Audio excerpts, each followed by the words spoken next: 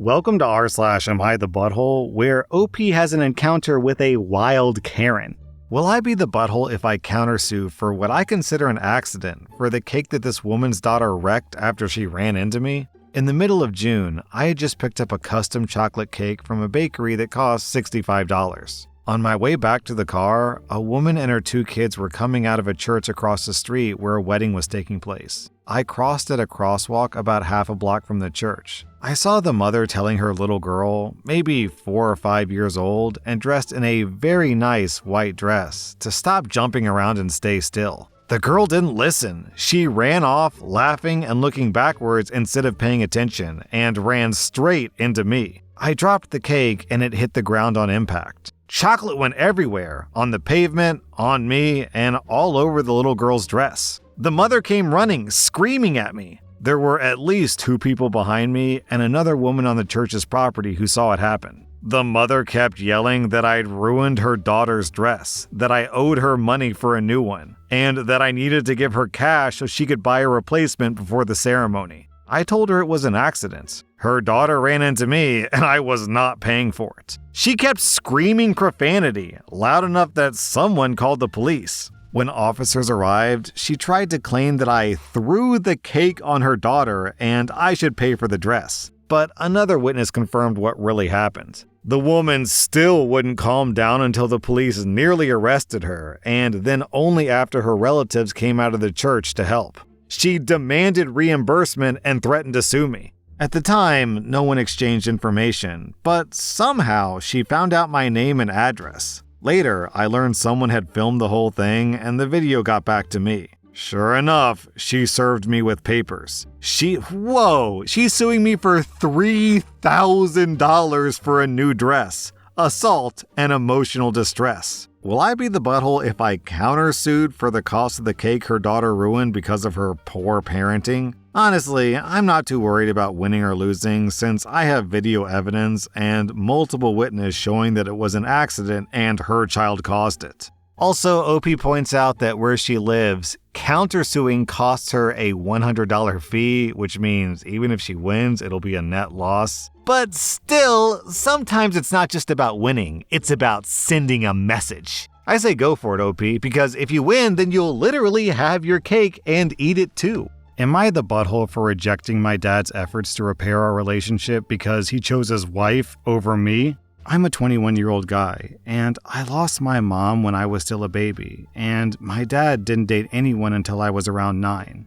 Then he met his wife, Lindsay. She was a single mom to 2 kids. Both her kids had different fathers and weren't around. Her oldest was 11 and her youngest was 6. Her youngest was special needs and medically complex. My dad and Lindsay rushed the relationship because she didn't have much free time and she wanted help and dad was willing. I know it wasn't her son's fault, the 6-year-old, but he was a lot of work and I resented it from the start. Dad told me that good people help family and they don't pass up love and family just because it'll be more difficult or more work. And he told me that he deserved to be happy, and Lindsay made him happy, and that my mom was his first chance, and he lost her, so Lindsay was his second chance. He told me that I could benefit so much from being a caring brother to Lindsay's son, and I would learn a lot about real life. Money was extremely tight, and the house had so much medical equipment and mobility stuff for Lindsay's son. I didn't even get an actual bedroom. I was shoved behind a curtain where the office had been before Dad and I moved in.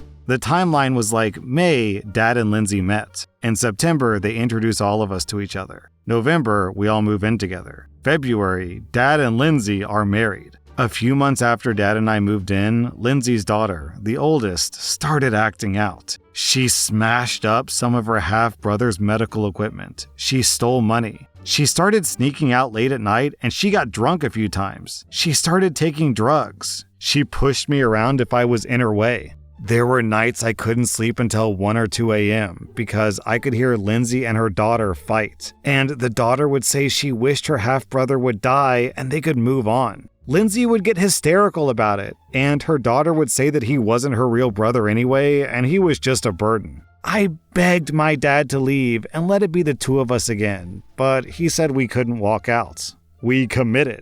We were more than just the two of us now. I told him I didn't want any of them and hated how much my life had changed. He told me life always changed, and I needed to get on top of my feelings and accept that he needed to be happy and deserved to save his marriage. He told me his marriage was the most important thing and that it had to be to provide me with stability. Even when Lindsay's daughter kicked me out of my room and bed and would literally drag me by the hair or my legs to get me out, my dad still stayed. When I was 13, I went 6 weeks without seeing my dad because Lindsay's son was in the hospital and she stayed the whole time, which meant that if dad wasn't at work, he was with her. And all I got was a note telling me to go to a friend's house if there was no food. Those 6 weeks were hell because every time I saw Lindsay's daughter, she would curse at me and shove me around and made it so I really didn't feel okay outside of my curtain. Nothing got better, and after I turned 15, Lindsay started asking me to help more with chores and errands, and she expected me to be her little helper. And when I said no, Dad told me I didn't get to disrespect my new mom. That led to a fight, and I exploded and told him to F off because she would never be my mom. And nothing good came from being married, and he needed to leave me alone. A few more fights happened around what I said because Lindsay heard, and she was upset, and she said that she loved me, and her son loved me too, and he would hate to know that I saw him as nothing but a burden. I was 17 when I just left one day. I didn't have a plan or a bunch of savings, but I decided I couldn't anymore. I left Dad a note like he left me when I was 13. He filed a missing persons report, and I had to tell the cops I was safe, but I refused to go back. And I avoided getting sent back before my 18th birthday. Then I was just free. I didn't stay in touch, and I started a new life. I even tracked down my mom's family, and now I live with my maternal grandparents who had searched for me for ages. My dad moved and never let anyone know where we were going. He got in touch a couple of months ago, and I ignored him, and I kept ignoring him and his request to reconcile. Then I replied a week ago to him saying how much he hated that we ended up here, and he wasn't even sure if I blocked him. But he loved me and missed me more than anything, and he wanted us to work things out. I just told him that he chose his wife over me, and he made a big chunk of my childhood hell as a result. And I wanted nothing more to do with him because I deserved to put my happiness first. He replied a bunch since, saying I should have never expected him to give up his wife for me and we can work on this. That I need my dad and all kinds of stupid stuff. He actually seemed kinda desperate and erratic about it, like he's really afraid that I won't give him a chance. Am I the butthole for rejecting his efforts? OP, you're 100% right. If your dad can put his happiness first, then you can put your happiness first. You get 0 out of 5 buttholes. I'm giving your dad 3 out of 5 buttholes. Am I the butthole for taunting my ex's widow after she lost her court case for visitation with my son? I'm a 25-year-old woman, and the father of my 4-year-old son left me for someone else when I was 6 months pregnant. My ex and this other woman, Mavis, married when my son was 3 weeks old, roughly. They demanded that she come to his visits with our son, and I refused. They said that he needed to get to know his mom as well as his dad, and Mavis was definitely his mom now.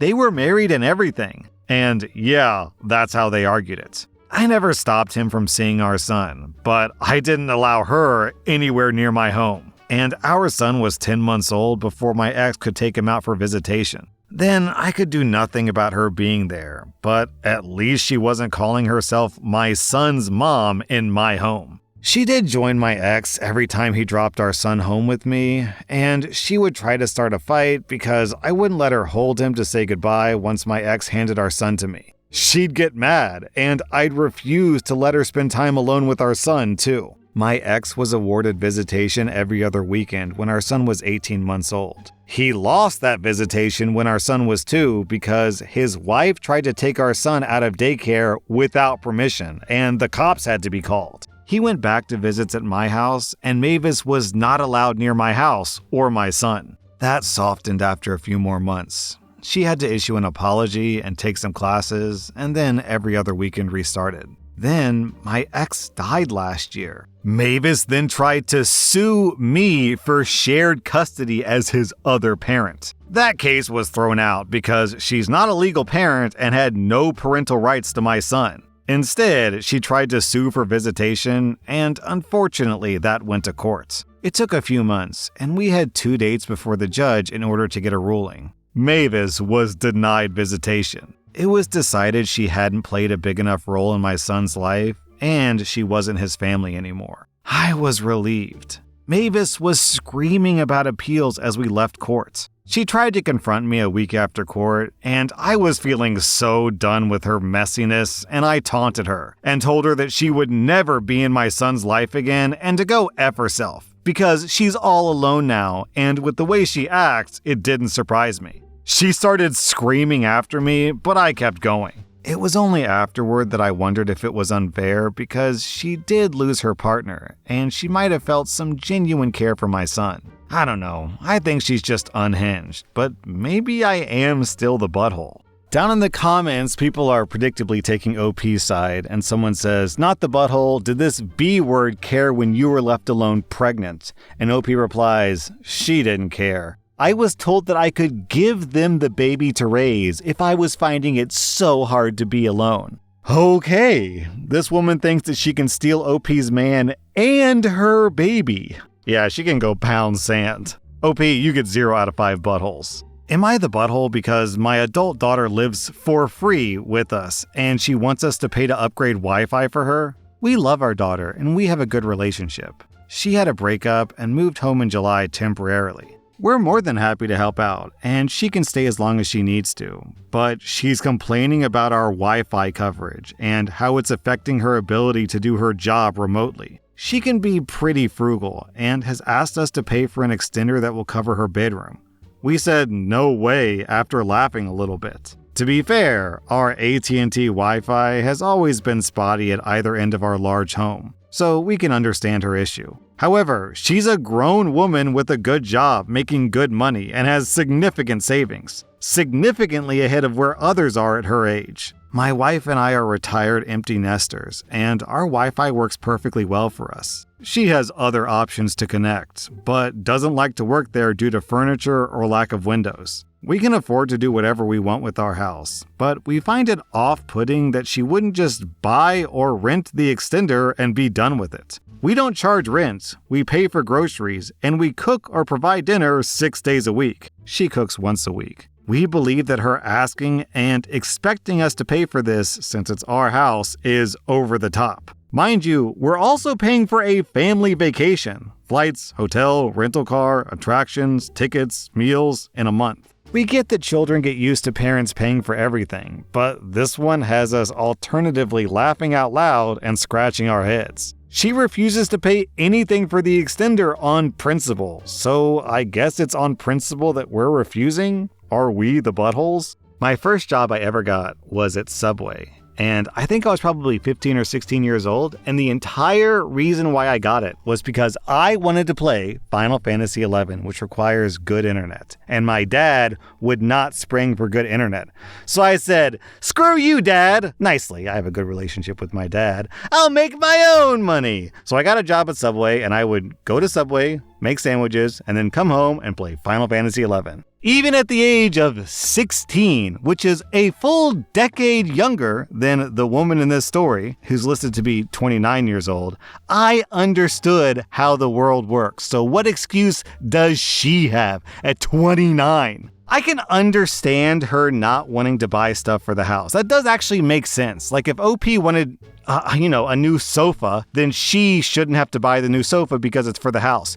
But the thing about a range extender is that she could buy it and then take it with her to her new house/apartment when she moves out. OP, you get 0 out of 5 buttholes. I'm giving your dumb daughter 1 out of 5 buttholes. That was rSlash Am I the Butthole, and if you like this content, check out my podcast where I publish the exact same episodes. Also, hit that subscribe button because I put out new Reddit videos every single day.